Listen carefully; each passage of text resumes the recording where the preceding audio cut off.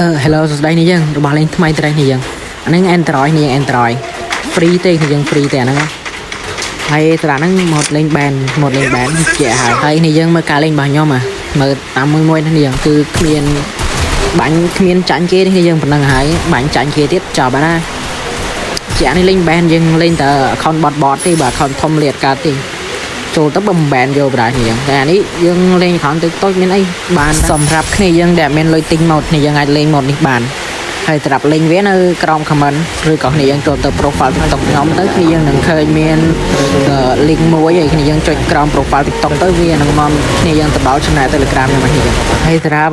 ការដាក់អីនៅtrongវីដេអូនេះយើងរបៀបដាក់នៅtrongវីដេអូនេះយើងមើលមួយទៅហើយសម្រាប់គ្នាយើងណាដែលមានតម្រូវការទិញ mod iPhone ឬ Android យកទៅលេងអីគ្នាយើងអាចតាក់ទងមកខ្ញុំបានគឺខ្ញុំមានលក់ចឹងនេះយើងទាំង mod Android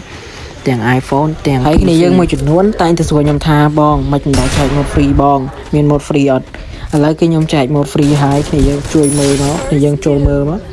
ហើយពេលខ្លះខ្ញុំផុស mod free នេះយើងក៏ដែរមើលពេលខ្ញុំផុស mod លក់គ្នាយើងមើល